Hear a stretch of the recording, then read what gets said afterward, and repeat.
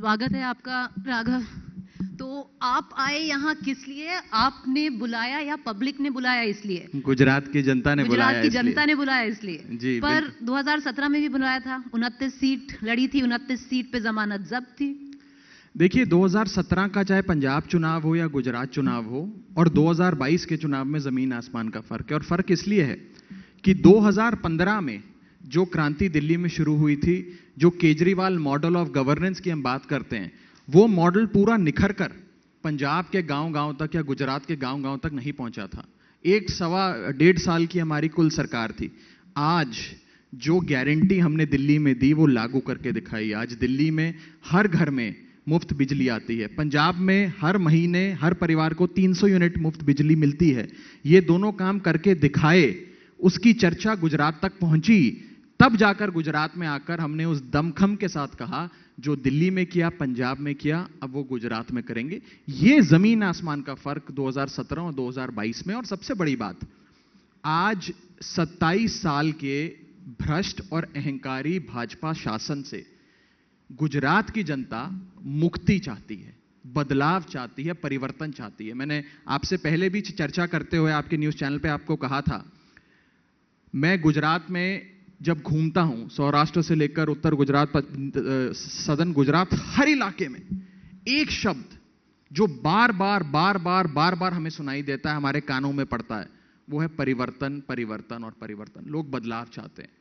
और परिवर्तन का मतलब अरविंद केजरीवाल। वो बचपन में हम ऐड देखते थे ना, ठंडा मतलब कोका कोला, वैसे परिवर्तन मतलब केजरीवाल गुजरात में। चलिए ये ऐड और जो स्लोगन्स हैं उसकी बारे में बात करेंगे थोड़ी देर में। पर ये बताइए, हम तो सोच रहे थे आप पंजाब की सारी बागडोर संभाल रहे हैं, अब सह प्रभारी हैं गुजरात के, प्रिय सेनापति हैं अरविंद केजरीवाल के, तो क्या लाया आपको गुजरात? मुझे जो जिम्मेदारी पार्टी देती है, मैं उस जिम्मेदारी को मेरी जितनी भी लिमिटेड क्षमता है उस क्षमता के अनुसार निभाने की पूरी कोशिश करता हूं। ये मेरा सौभाग्य है कि मेरे नेता अरविंद केजरीवाल जी ने मुझे इतनी छोटी आयु में इतना काबिल समझा कि मैं पार्टी का सह प्रभारी बनकर गुजरात में मेहनत कर सकता हूं, पार्टी का कुछ फायदा करा सकता हूं, पार्टी की बात, अरविंद केजरीवाल जी की बात जनता तक पहुंचा सकता हूं। और ये एक बड़ी युवा पार्टी है। हमारी गुजरात की इकाई जो है, उसके प्रदेश अध्यक्ष गोपाल इटालिया साहब खुद 32-33 साल के हैं। गुजरात में आम आदमी पार्टी का सह प्रभारी 33 साल का है। हम सब लोग इतने युवा हैं और ये युवाओं की पार्टी है। और इसीलिए आज गुजरात का युवा हम युवाओं की पढ़ी लिखी ईमानदार पार्टी से जुड़ता नजर आ रहा है। आपने गोपाल इटालिया की बात की, हमारे साथ जुड़ने वाले थे, नहीं है आज क्योंकि स्क्रूटनी हो रही है उनके पेपर्स की, तो इसलिए नहीं आ पाए। उनके बारे में थोड़ी देर में बात करेंगे। पर राघव, ये चीज बताइए, आप अभी सह प्रभारी हैं गुजरात के, आप और संदीप पाठक विनिंग कॉम्बिनेशन रहे हैं पंजाब के, ये चुनाव पंजाब से अलग कैसे देखते हैं? देखिए, एक मायने में तो हर चुनाव अलग होता है। दिल्ली का पंजाब से आप कंपैरिजन नहीं कर सकते, पंजाब का गुजरात से नहीं कर सकते, गुजरात के बाद गुजरात का छत्तीसगढ़ से नहीं कर पाएंगे। मिजाज अलग होता है। लेकिन हां, एक समानता जो मुझे नजर आती है वो जनता के अंदर उत्सुकता है बदलाव लाने की, परिवर्तन लाने की। दिल्ली में 15 साल शीला दीक्षित जी की सरकार थी। कहा जाता था कि हिंदुस्तान से कांग्रेस हर स्टेट से गायब हो सकती है, लेकिन दिल्ली से नहीं गायब हो सकती। 15 साल के अहंकारी शासन को उखाड़ फेंका और एक नई नवेली छोटी सी गरीब आदमी की, जिसको कोई जानता नहीं था, उस आम आदमी पार्टी को सेवा करने का मौका लोगों ने दिया। पंजाब में 50 साल अकाली दल और कांग्रेस की सरकारें हुआ करती थी, बदल बदल कर, कभी अकाली दल कभी कांग्रेस, म्यूजिकल चेयर्स चलती थी। पंजाब के लोगों ने 50 साल के इस शासन को उखाड़ फेंका और एक आम आदमी छोटी सी पार्टी को मौका दिया। ऐसे ही गुजरात में जी, आज के गुजरात का निर्माण 1960 में हुआ था। 1960 से लेकर 2022 तक 35 साल गुजरात में कांग्रेस पार्टी की सरकार रही, 27 साल गुजरात में भाजपा की सरकार रही। लोग ऊब गए। आज भी लोग वही बुनियादी सुविधाएं मांग रहे हैं कि बिजली दे दो, पानी दे दो, शिक्षा दे दो, स्वास्थ्य दे दो। गुजरात की सरकारें तो नहीं दे पाई। इसीलिए लोग कह रहे हैं कि इस बार इन पुरानी पार्टियों को हटाकर, रिवायती पार्टियों को हटाकर एक ईमानदार पढ़ी लिखी आम आदमी पार्टी अरविंद केजरीवाल को मौका देना है। राघव, एक चीज बताइए, जैसे अगर आप इस चुनाव को देखें, मुझे लगता है कि ये चुनाव एक बड़ी चुनौती पंजाब से इसलिए और भी है क्योंकि पहली बार है कि आपकी fight directly Bharatiya Janata party से। अभी तक आप जैसे कांग्रेस से लड़ते हुए आ रहे हैं, पहली बार है कि भारतीय जनता पार्टी से डायरेक्ट आपकी फाइट है। हिमाचल देख लीजिए, हिमाचल में चुनाव के पहले ही आपने हथियार डाल दिए अपने। देखिए, ये जो धारणा है कि हम हमेशा उन्हीं राज्यों में अच्छा करते हैं जहां कांग्रेस से सीधी टक्कर होती है और जब भाजपा से टक्कर होती है वहां हम अच्छा नहीं कर पाते, ये गलत धारणा है। मैं आपको बताता हूं कैसे गलत है। 2015 का दिल्ली चुनाव हमारा पहला बड़ा चुनाव, 2015 का दिल्ली चुनाव हमने कांग्रेस के खिलाफ थोड़ी लड़ा था, कांग्रेस तो मैदान में ही नहीं थी। भारतीय जनता पार्टी की उससे पहले वाले चुनाव में 32 सीटें थी, आम आदमी पार्टी की 28 सीटें थी दिल्ली में। ये तो आम आदमी बनाम भारतीय जनता पार्टी चुनाव था और भारतीय जनता पार्टी को 32 से हम 3 सीटों पर ले आए। 3 और गिनवा देती हूँ, उत्तराखंड, गोवा, हिमाचल में अभी क्या हुआ? सीएम फेस नहीं अनाउंस किया आपने हिमाचल में, पोलिंग के पहले ही हथियार डाल दिए आम आदमी पार्टी। नहीं, पहले तो फिर मैं ये क्लियर कर दूं कि हम बीजेपी के सामने कमजोर पड़ जाते हैं या बीजेपी के सामने घुटने टेक देते हैं, ये गलत धारणा है। इनफैक्ट मैं इस हद तक जाऊंगा और ये कहूंगा कि आज इस देश में अगर कोई एक पार्टी है जो भारतीय जनता पार्टी को चुनौती दे सकती है और चुनावी रण के मैदान में उसे हरा सकती है, उसे परास्त कर सकती है, तो वो सिर्फ आम आदमी पार्टी है। तो फिर ऐसा क्या हुआ कि आपको हिमाचल में 68 में से पूरे कैंडिडेट ही नहीं मिले, आपने सारी सीटें नहीं लड़ पाए आप? नहीं, देखिए ऐसा है कि जैसा कि मैंने कहा, हर स्टेट का अलग एक मिजाज होता है। हिमाचल में भी हम बहुत अच्छा करेंगे। मैं हिमाचल में व्यक्तिगत तौर पे इन्वॉल्व नहीं हूं, मुझे पार्टी ने गुजरात की जिम्मेदारी दी है, तो मैं हिमाचल के बारे में बहुत विस्तार से और वहां पे कैसा संगठन है और क्या तैयारियां हैं उसके बारे में शायद नहीं बता पाऊंगा। लेकिन एक मोटे मोटे तौर पे इस देश में जो भारत की राष्ट्रीय स्तर की राजनीति में जो मैं बदलाव होते, एक रीशेपिंग होते देखता हूं, उसमें आने वाले मुकाबले भाजपा बनाम आम आदमी पार्टी, भाजपा बनाम अरविंद केजरीवाल ही होते मुझे नजर आ रहे हैं। जो कांग्रेस की स्पेस थी, वो कांग्रेस अपने आप ही, राहुल गांधी जी लगे मेहनत कर रहे हैं कि कांग्रेस पूरी तरीके से समाप्त हो जाए। तो कांग्रेस जब समाप्त हो जाएगी, सारा मुकाबला आम आदमी पार्टी बनाम भाजपा। राघव जी, आप कह रहे हैं आम आदमी पार्टी बनाम भाजपा। बहुत सारे पॉलिटिकल विशेषज्ञ हैं जो कह रहे हैं कि आम आदमी पार्टी तो नहीं, पर वोट कटुआ पार्टी बनाम बीजेपी बनाम कांग्रेस। आम आदमी पार्टी को भारतीय जनता पार्टी के मतदाता भी वोट दे रहे हैं, कांग्रेस के परंपरागत मतदाता भी वोट दे रहे हैं, फेंस सिटर भी वोट दे रहे हैं। मैं आपको बताता हूं, जब हम सर्वे करते हैं, गुजरात की बात ले लेते हैं, हर 10 आदमी जो आम आदमी पार्टी को वोट दे रहे हैं, उनमें से 5 परंपरागत भाजपा वोटर रहे, 3 से 4 कांग्रेस वोटर रहे और एक आधा वो शख्स होता है जो फेंस सिटर होता है, जिसने मन नहीं बनाया और याद नहीं कि पिछली बार उन्होंने कौन सी पार्टियों को वोट दिया। हम सबका वोट ले रहे हैं और जो कहा जाता है कि आम आदमी पार्टी वोट काट रही है, आज कांग्रेस पार्टी को गुजरात के 2022 के चुनाव में 5 सीटों से भी ज्यादा सीटें नहीं आ रही हैं। ये सीधा मुकाबला भारतीय जनता पार्टी बनाम आम आदमी पार्टी बन गया। कांग्रेस पार्टी, प्रीति जी, आज के समय गुजरात में एक एनजीओ बन गई है जो समय समय पर केवल सामाजिक कार्य करती है। अब उनका चुनाव लड़ने से, इलेक्शन से कोई दूर दूर तक वास्ता नहीं है। They are not in the business of fighting elections anymore. नहीं राघव जी, उसकी बात करेंगे थोड़ा आगे, पर ये बताइए गोपालगंज में जो बाई इलेक्शंस हुए हैं उसका रिजल्ट पता है आपको? 2000 मार्जिन से भाजपा जीती है कांग्रेस से। 12,000 वोट आए हैं जो ओवैसी जी की पार्टी है। तो अगर आप गणित देख लें, 2017 का 22 सीटें हैं जो 3,000 के मार्जिन से भाजपा जीती थी। इसमें अगर आप आम आदमी पार्टी जोड़ लें और अगर कांग्रेस का आप टैली देखें, तो फिर आपको क्यों ना कहा जाए वोट कटुआ? दिल्ली में भी यही हुआ था जब हम पहली बार चुनाव लड़ रहे थे। जब दूसरी बार चुनाव लड़े, सारी पार्टियां भारतीय जनता पार्टी स्पॉन्सर कराकर लाती है कि आम आदमी पार्टी का वोट काटा जाए। पंजाब में भी कभी किसानों की पार्टी बनवा दी, कभी कोई पार्टी बनवा दी हमारा वोट काटने के लिए। लेकिन जनता बड़ी समझदार है, लोगों पे विश्वास रखिए। लोग परिवर्तन के लिए वोट डालना चाहते हैं, लोग इन मुद्दों से उठकर अब बदलाव चाहते हैं। और सबसे बड़ी बात, लोग जो पंजाब और दिल्ली में शिक्षा, स्वास्थ्य, बिजली, पानी के क्षेत्र में क्रांति हुई है, वो अपने गुजरात में भी चाहते हैं। एक ही नेता है जो कहता है वो करता है, उस नेता का नाम है अरविंद केजरीवाल। लोग आज इस देश की बद से बदतर हो रही सियासत में अगर किसी एक शख्स को मानते हैं कि जो कहता है वो करता है और ईमानदार नेता है, उस शख्स का नाम अरविंद केजरीवाल है। आज लोग उनकी क्रेडिबिलिटी की कसम खाते हैं और मैं आपको ये विश्वास दिलाना चाहता हूं। कहा जाता था कि पंजाब के ऊपर बहुत कर्जा है, पंजाब में आम आदमी पार्टी अपनी केजरीवाल की गारंटी कैसे पूरी करेगी, कैसे बिजली देगी, कैसे पानी देगी, कैसे शिक्षा देगी, कैसे मोहल्ला क्लिनिक केजरीवाल की गारंटी थोड़ी ना, वो तो भगवंत मान जी की गारंटी है। अरविंद केजरीवाल जी हमारी पार्टी के नेशनल कन्वीनर हैं। अरविंद केजरीवाल जी हमारी पार्टी के प्रिंसिपल वोट गेटर हैं। हम उनके नाम पे चुनाव लड़ते हैं, हमें उनके नाम पे वोट पड़ता है, हम उनका नाम इस्तेमाल कर कर गारंटी देंगे और उनके नाम पर ही वोट लेंगे।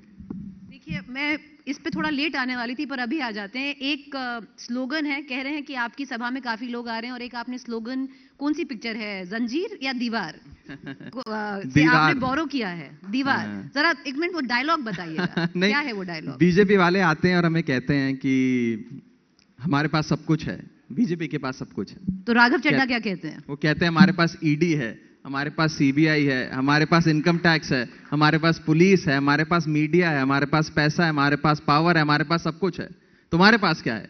तो हम उन्हें कहते हैं कि हमारे पास अरविंद केजरीवाल है, जिन्हें भगवान कृष्ण का आशीर्वाद और गुजरात की जनता का साथ प्राप्त है। इसमें ना एक सवाल आता है राघव जी, क्योंकि लोग ये भी कहते हैं कि राघव चड्ढा जी की जो पूरी राजनीति है वो गुजरात को समर्पित कम पर अरविंद केजरीवाल जी को समर्पित ज्यादा है। अभी देख लीजिए कितनी बार आपने अरविंद केजरीवाल जी का नाम ले लिया। भाई वो मेरे गुरु हैं, मैं उनका चेला हूं, उनकी उंगली पकड़ के मैंने राजनीति में चलना सीखा है। तो क्या ये एक मेरे हीरो है, मैं उनका फैन हूं। तो क्या ये रीजन है कि क्यों आप युवा नेता हैं, बहुत मेहनती भी हैं, कि इसमें राघव चड्ढा जी को इतनी ज्यादा रिस्पॉन्सिबिलिटी दी जाती है? क्योंकि जैसे मैंने बोला उनकी राजनीति अरविंद केजरीवाल तक ही समर्पित है। नहीं देखिए, हम लोग आम आदमी पार्टी में, प्रीति जी, जितने भी लोग हैं, हम इमोशनली अरविंद केजरीवाल जी से और द आइडिया ऑफ आम आदमी पार्टी से जुड़े। हम लोग कौन हैं, हम लोग क्यों आए राजनीति में? मैं कौन हूं?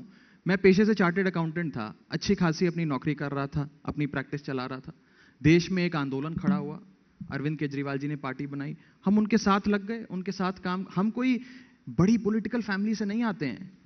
मेरे परिवार में ना आज से पहले कोई राजनीति में था ना मेरे बाद कोई शायद राजनीति में होगा। गोपाल इटालिया की हमने बात करी, वो पेशे से पहले पुलिस कांस्टेबल की नौकरी करते थे, ना उनके परिवार में कोई राजनीति में था, ना उनके बाद शायद कोई राजनीति में आएगा। हम पढ़े लिखे इस देश के वो युवा हैं जिनमें देश के लिए कुछ कर गुजरने की एक भावना है। अरविंद केजरीवाल हमारे वो हीरो हैं जो इस मिशन को लीड कर रहे हैं और हम उनके पीछे चल रहे हैं कि देश की राजनीति को इस दलदल से, इस कीचड़ से निकालकर देशभक्ति और देश की सेवा में तब्दील करना। आप अपने आप को अगर अंग्रेजी में बोले पार्टी विद अ डिफरेंस कहते हैं, पार्टी विद अ डिफरेंस है आप, मानेंगे? ये तो बीजेपी का स्लोगन है, पार्टी तो विद अ डिफरेंस। आप क्या हैं फिर? नहीं, हम तो वो पार्टी हैं जो इस देश का पॉलिटिकल लैंडस्केप रीशेप बदलना चाह रही है। सही और बात कर रही है। अब आपने गोपाल इटालिया जी की बात की, उनसे भी उनके बारे में बात कर लेते हैं। हम उम्र हैं आपके, युवा नेता हैं। उनकी एक्चुअली अगर स्टोरी देखें जहां से वो आए हैं, काफी इंस्पिरेशनल है, मानते हैं। उनका जो पूरा ट्रैजेक्टरी है, सूरत में जो म्यूनिसिपल गेन्स आपको मिले, सारा श्रेय मानेंगे गोपाल इटालिया जी को जाएगा? सही बात? या काफी ज्यादा श्रेय गोपाल इटालिया जी को जाएगा जो म्यूनिसिपल गेन्स हुए थे, मानते हैं? तो फिर अगर आपकी पार्टी विद अ डिफरेंस है तो गोपाल इटालिया जी को चीफ मिनिस्टीरियल फेस क्यों नहीं बनाया गया और वो दे दिया गया मिस्टर गदवी जी को? तो ऐसा क्यों युवा नेता नहीं है, उन्होंने हार्डवर्क नहीं किया, या वो ओबीसी नहीं है? देखिए ऐसा है कि फिर आप डिफरेंस कैसे हुए? पहली चीज तो यह है कि आम आदमी पार्टी का मुख्यमंत्री पद का उम्मीदवार चुनने का जो एक प्रोसेस है वो बड़ा यूनिक है। हम लोगों से पूछते हैं, हमने तो एक हेल्पलाइन नंबर दिया, लोगों ने उस पर वोट दिया, लोगों ने चुना कि इतने परसेंटेज वोट से हम ईशुदान गदवी जी को जिताते हैं और उन्हें आम आदमी पार्टी का एक पॉपुलर फेस माना जाता है, वो मुख्यमंत्री पद के उम्मीदवार होने चाहिए। अब ये जो पॉलिटिकल एनालिस्ट और खास तौर पे जर्नलिस्ट जो एनालिसिस करते हैं कि वो ओबीसी से आते हैं हमारे सीएम फेस, गोपाल इटालिया हमारे प्रदेश अध्यक्ष पाटीदार समाज से आते हैं, ट्राइबल्स वैसे इनके साथ लगे हुए हैं, तो ये क्या ओटीपी कॉम्बिनेशन पे काम कर रहे हैं? अभी मैंने कुछ अखबारों में पढ़ा, पत्रकारों का विश्लेषण था कि आम आदमी पार्टी इसलिए ये इलेक्शन में बहुत अच्छा कर रही है और कुछ चमत्कारी नतीजे आएंगे क्योंकि ओटीपी कॉम्बिनेशन इनके साथ है। मुझे समझ नहीं आया ओटीपी क्या है। मैंने उस आर्टिकल को थोड़े और गौर से पढ़ा तो उसमें यह लिखा था कि इनके सीएम फेस जो हैं वो ओबीसी समाज से आते हैं, तो ओ वहां से हो गया। ट्राइबल्स में इनकी एक परिवर्तन की आंधी चल रही है, अरविंद केजरीवाल जी के नाम पर वोट पड़ रहा है तो ट्राइबल वोट इन्हें मिल गया। और इनके प्रदेश अध्यक्ष जो उनका एक बहुत पॉपुलर चेहरा है, डायनामिक लीडर हैं, गोपाल इटालिया, वो पटेल समाज, पाटीदार समाज से आते हैं, तो पाटीदार वोट भी पड़ रहा है, तो ओटीपी वोट इन्हें पड़ रहा है और इनकी सरकार बन रही है। मेरिट कहां गया? अब मैं वही कह रहा हूं, ये एक किसी पत्रकार का विश्लेषण है जो आजकल व्हाट्सएप पे चल रहा है, लोग चला रहे हैं। विश्लेषण दे दिया ना। अब मैं आपको ये कहना चाहता हूं कि ये विश्लेषण हो सकता है सही हो सकता है गलत हो, हम इस विश्लेषण से काम नहीं कर रहे हैं, हम अपने बिजली, पानी, शिक्षा, स्वास्थ्य पे काम कर रहे हैं। अब तो लोगों ने चुनना है। मेरिट को रिवॉर्ड नहीं मिलेगा? बिल्कुल मिलेगा। क्यों? ईशुदन गद्दी साहब में आपको मेरिट में कोई कमी नजर आती है? इतने कद्दावर नेता, इतने पॉपुलर हैं। आप कभी गांव में ज्वाइनिंग डेट से क्या फर्क पड़ता है? आप उनके साथ गांव-गांव में घूमिए, लोगों में जो उनका क्रेज है, लोग उनका माथा चूमते हैं, उन्हें अपना घर का बेटा, अपना बड़ा भाई मानते हैं। जितना प्यार जनता की सबको मिलता है उन्हें भी मिलता है। अब कोई एक ही शख्स बनेगा ना, अब आपके यहाँ पे भी मैनेजिंग एडिटर तो कोई एक होता है, एडिटर इन चीफ कोई एक होता है, हर शख्स तो एडिटर इन चीफ नहीं बन सकता। एडिटर हैं, हम आपको क्या बताएं? एडिटर इन चीफ तो एक ही होता है। बहुत सारे मैनेजिंग एडिटर हैं, पर वो बात छोड़िए, हमारी बात नहीं है, बात है आपके कैंपेन की गुजरात में। इटालिया जी की बात ही करेंगे। क्या आज इटालिया जी यहाँ पर नहीं है क्योंकि आम आदमी पार्टी को थोड़ा उनको हाईलाइट नहीं करना है, क्योंकि वो कुछ भी बोल देते हैं? नहीं, उन्होंने पीछे 2-3 वीडियो है उनके वायरल गए हैं। बिल्कुल नहीं। आज स्क्रूटनी की डेट है जी। उनके नामांकन के जो कागज हैं उसमें कोई गलती निकालने की कोशिश शायद प्रशासन कर रहा है, तो वो आज अपने सूरत के इलाके में हैं, अपनी स्क्रूटनी पूरी करा रहे हैं। मुझे विश्वास है कि हो सकता है शाम तक वो इस कार्यक्रम में आ जाएं। शाम को आएंगे तो आप जरूर उनका इंटरव्यू करिएगा, उन्हें जरूर दिखाइएगा। हमारे कद्दावर नेता हैं और गोपाल इटालिया जी, ईशुदन गद्दी जी, हम सब ना आम आदमी पार्टी में एक वी आर अ फैमिली, हम लोग एक परिवार हैं। आप कभी हमें आपस में बैठे देखें, खाना खाते देखें या बातचीत करते देखें, रणनीति बनाते भी देखें, वी आर अ फैमिली। वो बड़ा भाई, छोटा भाई। अपने भाई से जो आपके परिवार में है, इटालिया साहब, उनसे आपने बोला कि देखिए माफी मांग लीजिए, ये 2-3 वीडियो वायरल हो रहे हैं, आपने जो चीजें बोली हैं बहुत इनको कह रहे हैं कि ये सही नहीं है, क्या माफी मांग लेते? इसमें क्या था, क्यों नहीं मांगी? देखिए, बीजेपी के पास कोई एजेंडा नहीं है इस चुनाव में। इस चुनाव में मुझे जवाब देने दीजिएगा, इस चुनाव में अरविंद केजरीवाल जी एक आर्थिक उन्नति, इकोनॉमिक अपलिफ्टमेंट का मॉडल लेकर लोगों के पास गए। हो सकता है कुछ लोगों को पसंद आए, कोई हो सकता है कुछ लोग बोले नहीं नहीं ये तो रेवड़ी है, लेकिन एक मॉडल दिया, एक आर्थिक उन्नति का, जिसमें मुफ्त बिजली मिलेगी, जिसमें आपको इलाज मुफ्त मिलेगा, जिसमें आपको नौकरी मिलेगी, जब तक नौकरी नहीं मिलेगी तो बेरोजगारी भत्ता मिलेगा। हर महिला को, 18 साल से अधिक आयु की महिला को हर महीने 1000 रुपए उसके बैंक अकाउंट में आर्थिक सपोर्ट मिलेगा। एक मॉडल लोगों के सामने रखा। दूसरी तरफ बीजेपी है, बीजेपी ने कोई मॉडल नहीं रखा। बीजेपी काम की कोई बात ही नहीं करती है। बीजेपी पुराने वीडियो ढूंढती है गोपाल इटालिया के यूट्यूब और फेसबुक पे जाकर, उन्हें मुद्दा बनाने की कोशिश करती है। लोग बहुत समझदार हैं, लोग देख रहे हैं कि बीजेपी ये कह रही है कि 2016 में गोपाल इटालिया ने एक वीडियो अपने फेसबुक पे डाला, उसमें कुछ आपत्तिजनक शब्द थे, इसलिए आप आम आदमी पार्टी को वोट मत दो, बीजेपी को वोट दे दो। हम कहते हैं इन सारे वीडियोस को परे करो, किसी ने कुछ गलत बोला उसे सजा दो, हमारा वीडियो से कोई खास लेना देना नहीं है। गोपाल इटालिया जी को सजा दी उसकी?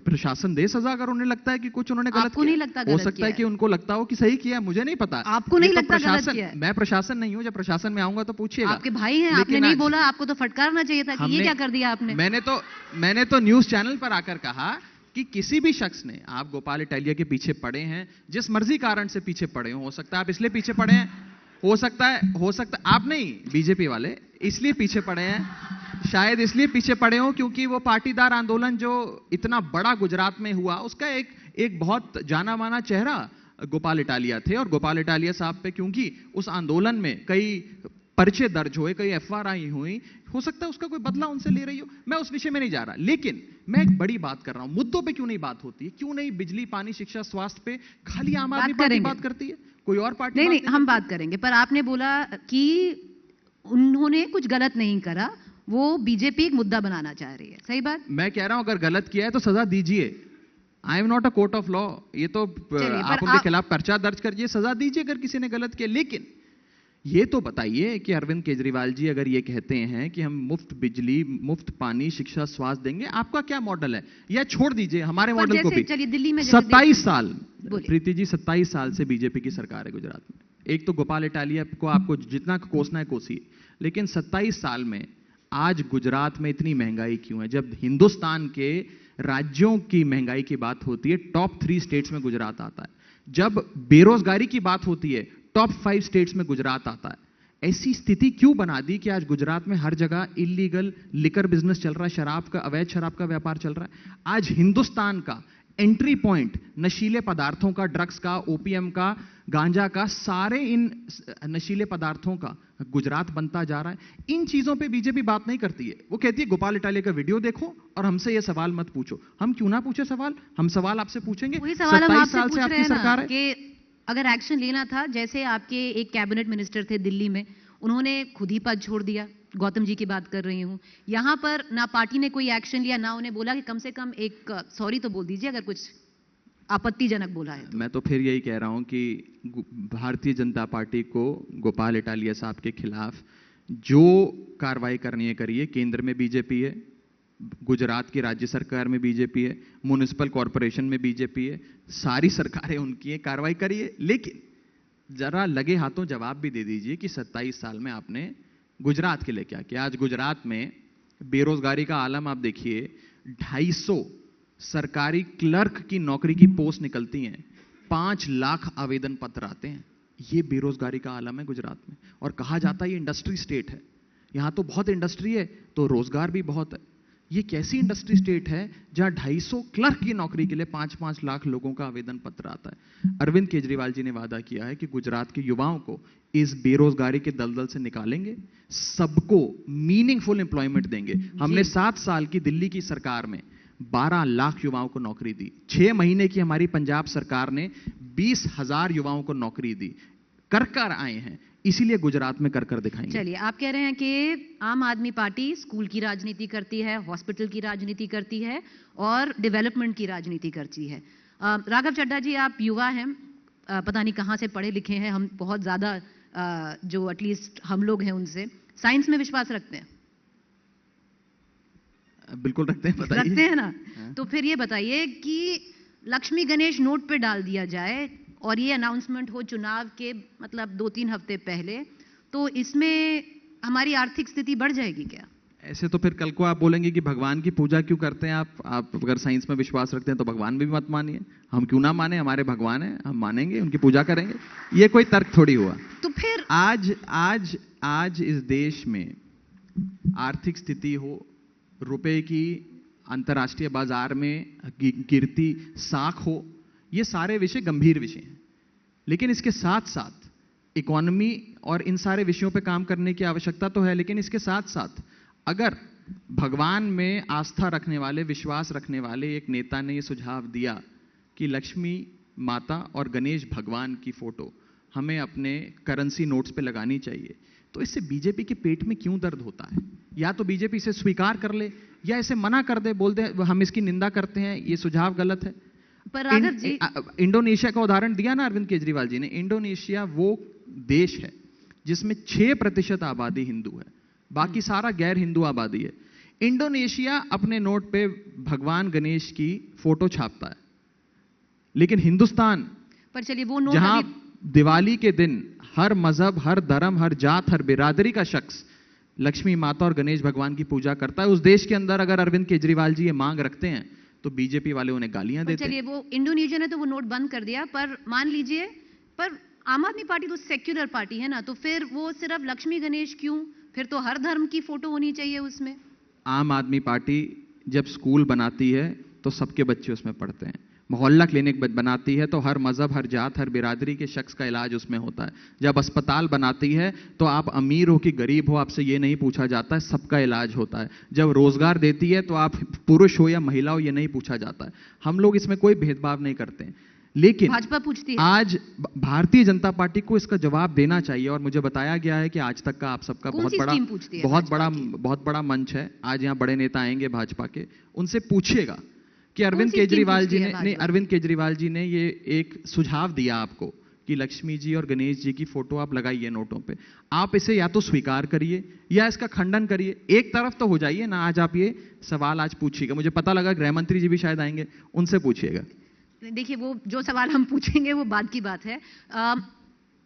आप एक और सवाल जो आता है इसी से जुड़ा हुआ है, जो काफी बार पूछा जाता है, कम से कम गुजरात में तो बहुत बार हुआ है, कि इस बार जो पिच पे आप खेल रहे हैं कि हिंदुत्व की पिच है, तो अगर अरविंद केजरीवाल लक्ष्मी गणेश जी की बात करें, पर वो उल्टा भी है क्योंकि फिर जो प्रधानमंत्री हैं वो स्कूलों की भी बात कर रहे हैं, तो लर्निंग फ्रॉम ईच अदर अगर मान ले, दोनों हो रहा है यहाँ पर बहुत सारे और मुद्दे हैं राघव जी, जिसमें संवेदनशील मुद्दे हैं, जिसमें आम आदमी पार्टी नहीं बात करती। एक मुद्दा अभी आया है, जो नरोदा सीट पे टिकट दिया गया है, जो कॉन्विक्ट रह चुके हैं, उनकी डॉटर को क्यों नहीं बोल रही आम आदमी पार्टी? देखिए, बीजेपी का लक्ष्य है कि हम सारे मुद्दे छोड़कर, अपने बिजली, पानी, शिक्षा, स्वास्थ्य, विकास की बातों को छोड़कर एक कंट्रोवर्सी में उलझ जाएं। हम उस कंट्रोवर्सी में नहीं उलझते। हम कह रहे हैं हम स्कूल बनाएंगे, अस्पताल बनाएंगे, सबका इलाज उसमें होगा, सबको अच्छी पढ़ाई मिलेगी। हम बिजली मुफ्त देंगे, सबको मुफ्त बिजली का लाभ मिलेगा।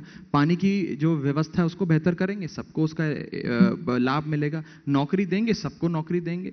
तो मोटे मोटे तौर पर मैं भारतीय जनता पार्टी से आज इस मंच के माध्यम से पूछना चाहता हूं कि अरविंद केजरीवाल जी ने एक इकोनॉमिक अपलिफ्टमेंट का मॉडल दिया, आपने क्या दिया? मैं जब अपनी सभाओं में, प्रीति जी, लोगों से बात करता हूं, आपने एक डायलॉग का जिक्र किया, मैं उस डायलॉग के अलावा भी 3-4 बातें रखता हूं, और मैं ये कहता हूं कि आज गुजरात के मतदाता के पास 2 ऑप्शंस हैं। एक है अरविंद केजरीवाल जी का 30,000 रुपए हर महीने का डायरेक्ट फायदा हर गुजरात के परिवार के लिए। बिजली मुफ्त हो जाएगी, 4,000 रुपए बचेंगे।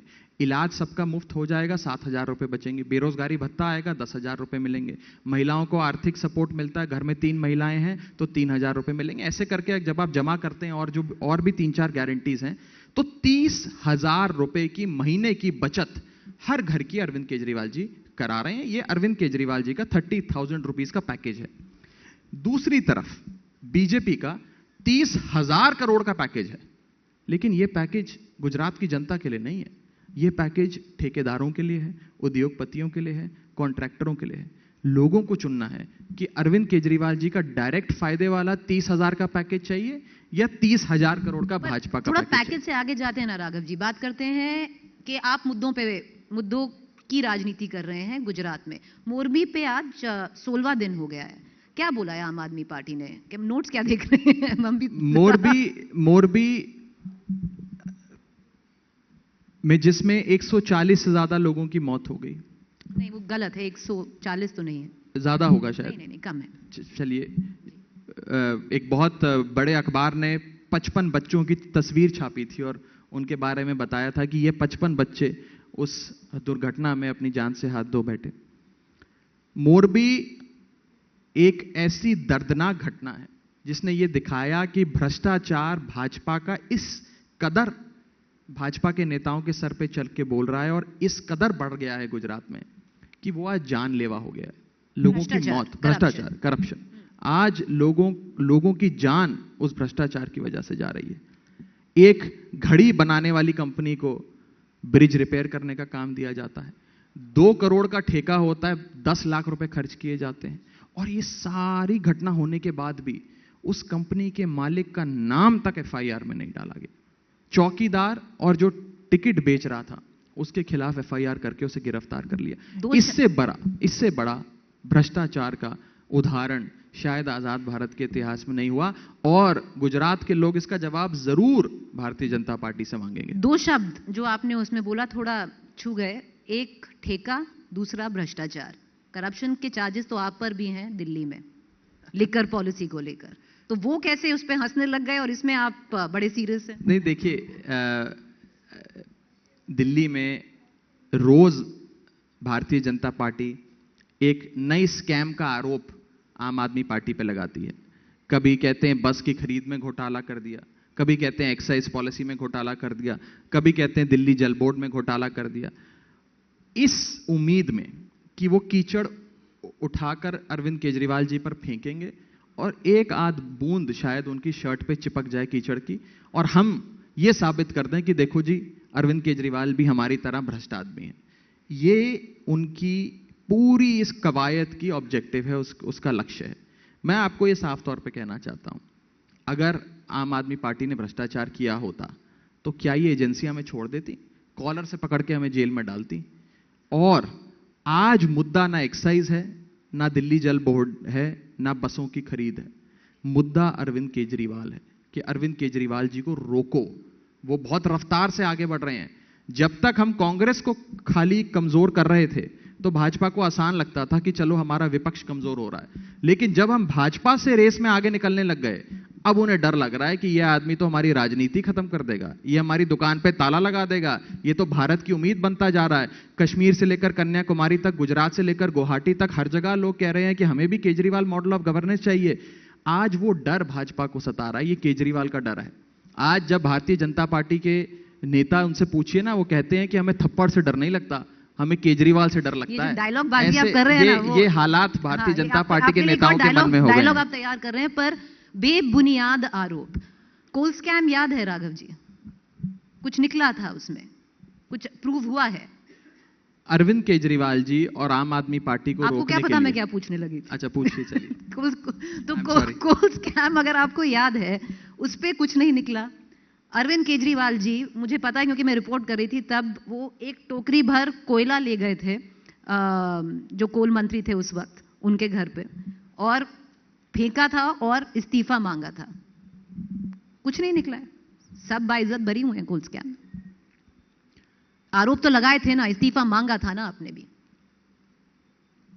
शराब घोटाले पे जो हमारे ऊपर आरोप लगाए जा रहे हैं वो क्या हैं, आप बताएं। मैं समझना चाहता हूं, मुझे तो समझ में नहीं आया क्या क्या घोटाला है दिल्ली के शराब घोटाले में। देखिए मतलब किस लाइन से बताएं, जो जिसपे विजय नायर जिनको ईडी ने अभी कर लिया है, या मनीष सिसोदिया? घोटाला क्या है, अरेस्ट क्या हुआ या किसको अरेस्ट करेंगे वो छोड़िए, क्या घोटाला है? घोटाला तो देखिए वो प्रूव करने पर है। नहीं, घोटाला क्या है? What is the scam, what is the essence? Corruption है। कैसे करप्शन है बताइए? कोल घोटाले में तो पता था कि क्या करप्शन है, पर वो तो निकला ही नहीं ना। वो तो क्रिमिनल जस्टिस सिस्टम भारत का कैसे चला उस पर मैं नहीं जा रहा। कोल घोटाला क्या था या स्पेक्ट्रम घोटाला क्या था, आपको पता है, मुझे पता है, हम एक वाक्य में बता सकते हैं। शराब घोटाला क्या है आप मुझे बताइए। ये जो भाजपा रोज चिल्लाती है अपनी छत पे चढ़ के, जो एलिगेशन है, क्या घोटाला? कोई घोटाला नहीं है।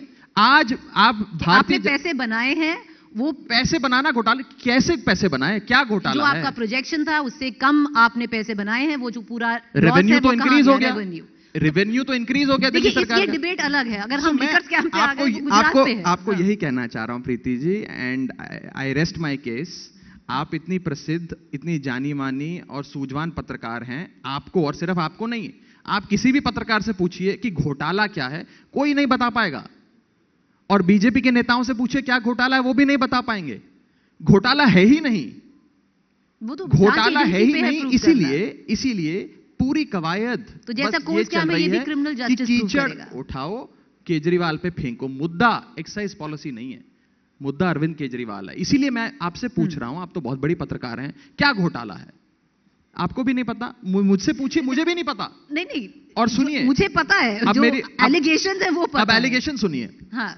एक दिन बीजेपी का बड़ा नेता प्रेस कॉन्फ्रेंस करता है और कहता है 10,000 करोड़ का एक्साइज घोटाला अरविंद केजरीवाल जी की सरकार में हो गया। उसके अगले दिन भारतीय जनता पार्टी के प्रदेश अध्यक्ष प्रेस कॉन्फ्रेंस कर कहते हैं 6,000 करोड़ का घोटाला कर दिया एक्साइज पॉलिसी में आम आदमी पार्टी ने। भारतीय जनता पार्टी के 2 सांसद उसके अगले दिन प्रेस कॉन्फ्रेंस कर कहते हैं 650 करोड़ का घोटाला आम आदमी पार्टी ने कर दिया एक्साइज पॉलिसी में। जो एफआईआर, फर्जी एफआईआर हमारे खिलाफ इन्होंने दर्ज करी, उसमें लिखा 1 करोड़ रुपए का घोटाला किया। अभी एजेंसियों को, भाजपा को यही नहीं पता कि घोटाला अगर ये कहते हैं, वो अरे भाई सोच समझ के आरोप लगाइए, सोच समझ के बयान दीजिए। इस पूरी कवायद में बीजेपी की जो बची कुची क्रेडिबिलिटी थी, विश्वसनीयता थी, वो भी पूरी तरीके से राघव जी सवाल वही था कि जैसे कोल घोटाले पे भी बहुत सारे आरोप लगे थे, वो बेबुनियाद पाए गए, तो सवाल उसी पे था। पर चलिए, आप यहाँ के सह प्रभारी हैं, पर आप एमसीडी चुनाव में भी स्टार कैंपेनर हैं, तो कैसे टाइम बांटेंगे? क्योंकि यहाँ पर आपको रहना है, फिर आपको पंजाब भी संभालना है, फिर आपको एमसीडी में कैंपेन करना है। नहीं, मेरी पार्टी मेरी जहाँ जिम्मेदारी लगाएगी मैं काम करूँगा। मुझे जहाँ भेजेंगे मैं वहाँ जाकर मेरी जितनी भी लिमिटेड एबिलिटीज़ हैं उनके हिसाब से मैं काम करूँगा। अभी ऑफ कोर्स मेरी प्राथमिकता गुजरात है, क्योंकि मुझे पार्टी ने गुजरात में सह प्रभारी की जिम्मेदारी दी है। गुजरात में ही हूँ, गुजरात में ही घूम रहा हूँ, लोगों से मिल रहा हूँ। गुजराती सीख गए हैं क्या? इतनी जरूर सीख गया हूं कि जो लोग कहते हैं वो समझ में आ जाता है। जैसे कि आजकल लोग कह रहे हैं कि केजरीवाल आवे छे परिवर्तन लावे छे, अरविंद केजरीवाल जी आएंगे परिवर्तन लाएंगे, एक मौको केजरीवाल ने। तो थोड़ी बहुत गुजराती सीख गए हैं, समझ लेते हैं। और लोगों से दिल मिलने की बात होती है, जबान और भाषा ना भी मिले और लोगों से हमारे दिल मिल गए हैं। आम आदमी पार्टी, प्रीति जी, एक छोटी सी पार्टी है, हमारे पास तो इतने संसाधन, इतनी राजनीति का अनुभव भी नहीं है जितना बीजेपी के पास है, जितनी सत्ता इनके पास है। लेकिन आज हम इस मैदान में उनके खिलाफ लड़ रहे हैं और चमत्कारी नतीजे देंगे। वो इसलिए क्योंकि लोग हमारे साथ जुड़ रहे हैं।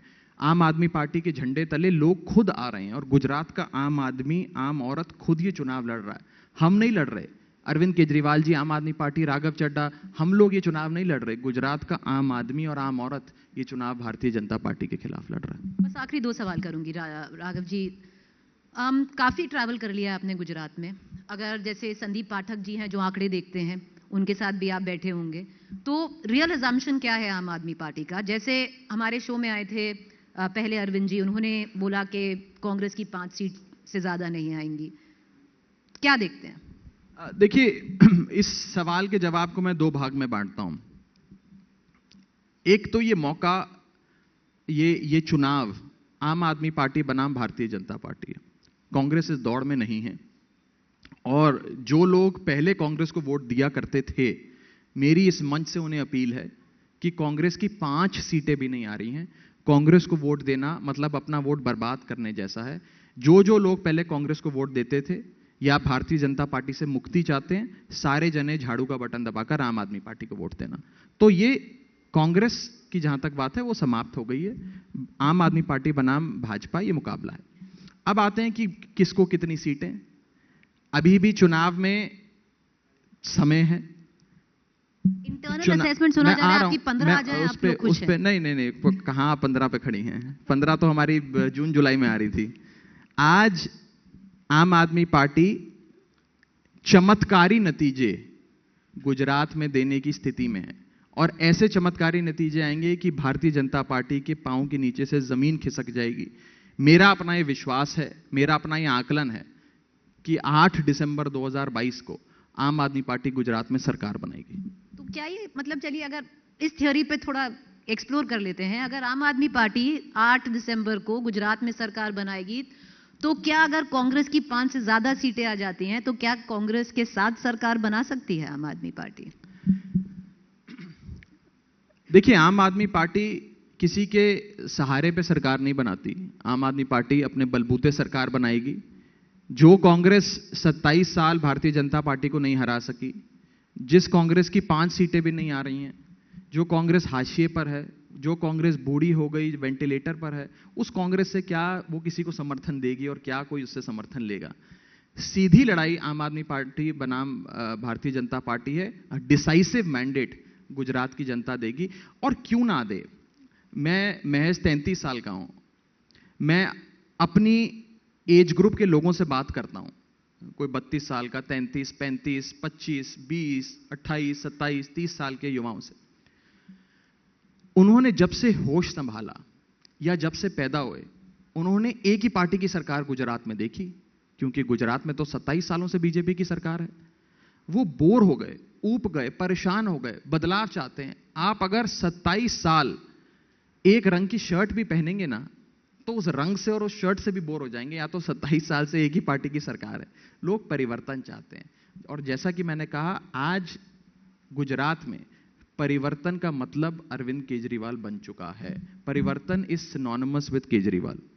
चलिए, बस एक आखिरी सवाल पूछूंगी और थोड़ा राजनीति को परे करते हैं, क्योंकि ये अब ना, जैसे जब हमारा सेशन शुरू होने वाला था तो अंजना, हम बस बाहर खड़े हुए थे और हम बात कर रहे थे गुजराती खाने की। आपसे पूछेंगे क्योंकि आप तो पंजाब से आए हैं, पंजाबी थाली या गुजराती थाली? अब इसमें डिप्लोमेटिक पॉलिटिकल आंसर मत दीजिएगा, ये बताइएगा। नहीं, मुझे मीठा खाना बहुत पसंद है और मैं गुजराती खाने का बहुत शौकीन हूँ। मेरे कुछ रिश्तेदार भी यहाँ रहते हैं। मैं जब पहले भी गुजरात आता था तो गुजराती थाली बहुत, मीठी दाल और उनकी गुजराती खिचड़ी, ढोकला, बहुत ही सारी चीज़ें मुझे बहुत पसंद आती हैं।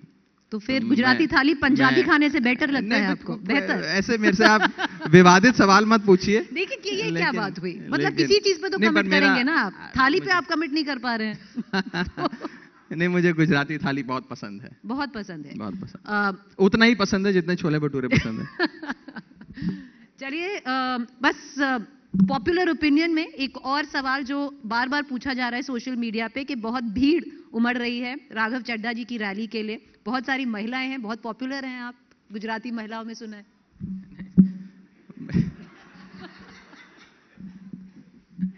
सब लोग आम आदमी पार्टी को वोट दे दें, गुजराती महिलाएं भी दे दें। ब्लश मत करिए गुजराती नहीं, मैं बस इतना ही कहना चाहता हूं कि हमें वोट पड़े आम आदमी पार्टी को, और झाड़ू का बटन सारी गुजराती महिलाएं दबाएं। जो मेरा चेहरा देख के दबाना चाहती हो, मेरा चेहरा देख के दबा दें, लेकिन वोट आम आदमी पार्टी को दें, इसी से हमें मतलब है। राघव चड्ढा, बहुत शुक्रिया, आपने सब सवाल लिए, हमसे बात की। Thank you. Good luck, may the best party win. बहुत शुक्रिया कि आप हमसे thank you so much, thank you.